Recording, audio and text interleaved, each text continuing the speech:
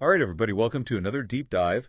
Today, we are tackling something that's been blowing up my feed for weeks: AI music.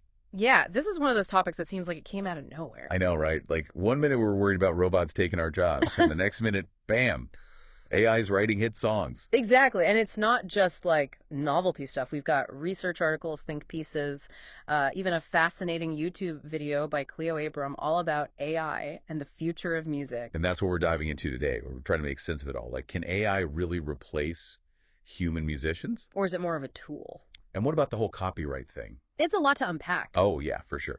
But that's what we do here on the deep dive. So let's start with this concept of the gap that Cleo Abram talks about in her video. She says there's this gap between the music we hear in our heads and what we can actually create. And AI could be the bridge. What do you think about that?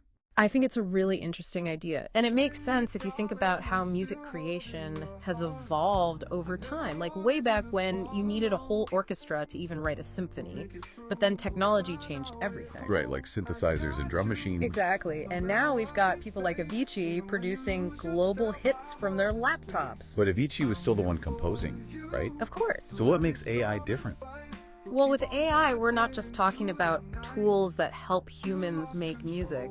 We're talking about AI that can actually create music on its own. Oh, hold on. Like original melodies, No way. lyrics too, even mimicking the voices of real artists. Okay, now that's getting freaky. Like that whole thing with Grimes letting people use her voice. Right, Grimes is all in on AI music. She even released a tool called Elf Tech that lets anyone create music using her voice. Which is kind of cool, I guess. Yeah. But also a little bit like Creepy. creepy. Yeah, it definitely raises some ethical questions like what if someone makes a hit song using Grimes' voice? Yeah, who owns the rights to that? And how does she get compensated? And what about like deep fakes and stuff? Exactly. There's a huge potential for misuse. It's like a whole new world of legal and ethical minefields. Absolutely. And speaking of legal stuff, this whole thing really throws a wrench into the already complicated world of copyright. Oh, yeah. Like Cleo Abram talks about sampling in her video, Doja Cat using that sample from Walk On By.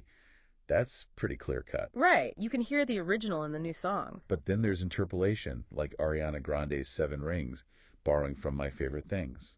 It's not a direct copy, but the inspiration's definitely there. And then you've got covers, which are totally fine as long as the artist gets permission, like Miley Cyrus doing Jolene. But AI's different, right? It's not directly copying. No, it's learning from massive amounts of data. It's just like the inspiration is baked in, but it's not as clear cut as sampling or interpolation. Exactly. And that raises a huge question.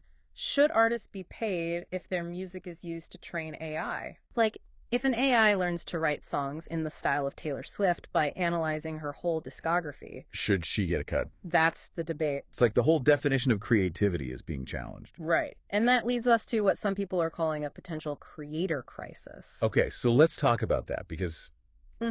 I gotta admit, this whole thing makes me a little uneasy. Like, what happens to music if AI takes over? Will we even recognize it as art anymore? It's a big question. And I think it really forces us to confront our own biases about where creativity comes from. Like, we tend to think of art as something uniquely human. Right, like pouring your soul into your music. But what if AI can create music that moves us just as much? Does it matter that it doesn't have a soul? That's the million-dollar question. Does it matter where the art comes from if it still has the same effect? I don't know. It's a lot to think about. It is, but I think it's important to have these conversations. Oh, absolutely. We got to figure this stuff out before AI takes over the airways. Right, because ready or not, the future of music is already here. And it's sounding pretty wild. Definitely wild. So we were just talking about this idea of a creator crisis. And honestly, it's kind of freaking me out. Like, what happens to the whole idea of art and creativity if AI can just pump out hit songs on demand? Well, it really forces us to question our assumptions about what creativity even is. Like, we usually think of creativity as this, like, uniquely human thing. Yeah, like this expression of the soul. Exactly. But if AI can create music that moves us just as deeply as human-made music, does it even matter that it doesn't come from a human soul? It's a tough question to answer. Yeah, I don't know if I have the answer either. But I do think it's important to remember that even in a future where AI is composing symphonies and topping the charts, there's still this crucial human element to how we experience music. Absolutely. There might be AI that's creating the music, but it's still humans who are listening to it, feeling it, connecting with it. So we become like the gatekeepers in a way. Even if AI is doing the composing, humans will still be the ones deciding what music is good, what music is worth listening to. I think that's a very likely scenario. We might even see human artists taking on more of a director role, working with AI, guiding it. Like a conductor leading an orchestra. But instead Yeah. of musicians, it's an AI. Exactly. So it becomes this really interesting collaboration. Human and machine working together to create something new. Yeah. And that's where I start to get really excited about the possibilities. Right, yeah. Like, imagine an AI that can analyze your emotional state and compose a custom soundtrack for your day, Whoa. or music that taps into frequencies we can't even hear, but somehow affects how we feel. Okay, now that's just mind-blowing. Right. It's like opening up a whole new world of sonic possibilities. All right, you've convinced me. Hmm. I'm starting to see the potential here. But I still have to ask, what about the downsides? Like, what happens to all the human musicians out there? Well, that's definitely a concern. If platforms are flooded with AI-generated music, it could make it harder for human artists to get heard. Yeah, to break through the noise, to make a living.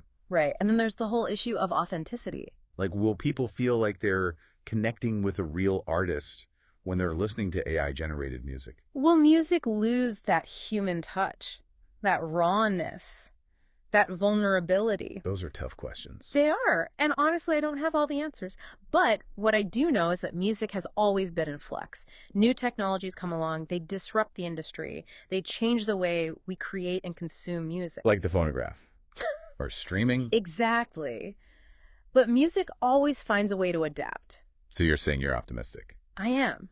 Because at the end of the day, music is about connection, about emotion, about shared human experiences. And that's something that AI can only try to replicate. It Exactly. can learn the rules, but it's humans who bring the heart, It's a passion. the unpredictable spark. All right, so we've talked a lot about like the big picture stuff, Yeah.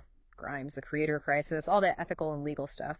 But I want to get a little bit more down to earth for a minute. Like, what are some actual examples of how AI is being used in music right now? Well, Grimes' Elf Tech is a perfect example, right? It's out there in the wild, letting people make music with her voice. Yeah, that's pretty wild. It's kind of like Mm.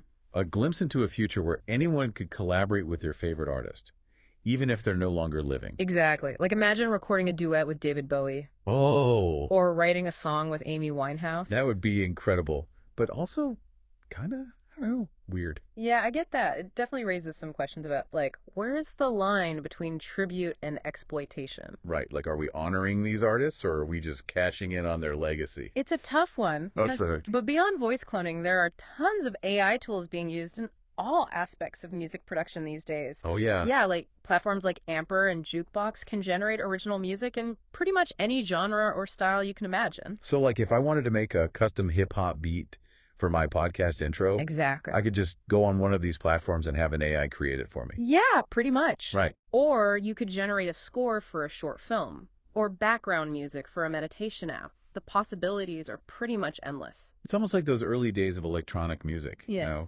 when synthesizers and drum machines were brand new Mm. and people were just starting to experiment. Yeah, I see the parallel. There's this sense of excitement, of exploring uncharted territory. Like we're on the cusp of something big. Exactly. And just like those early electronic music pioneers, today's AI music creators are pushing boundaries, challenging our definition of what music can be. It makes you wonder, though, are we already listening to AI-generated music without even knowing it?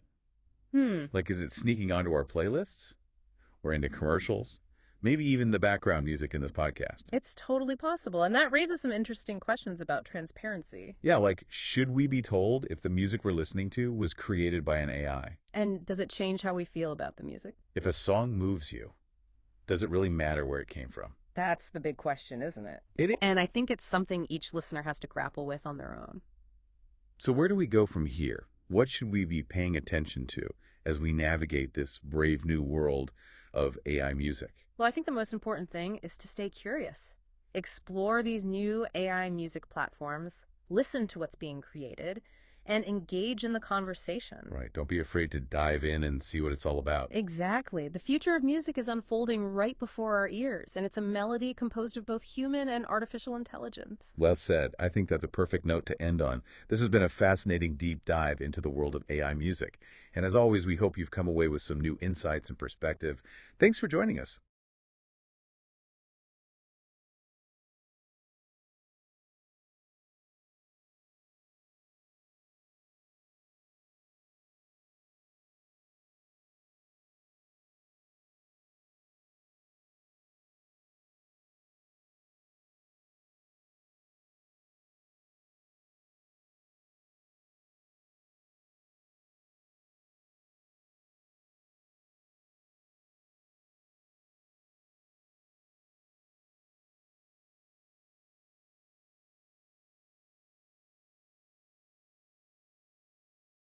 Thank you for following us here on Facebook, Instagram, YouTube, and LinkedIn. We are a digital media agency of freelance entrepreneurs working for you at a cost-effective and reliable level. Feel free to contact us at mindfulaimedia@gmail.com or direct message me at 607-481-7217.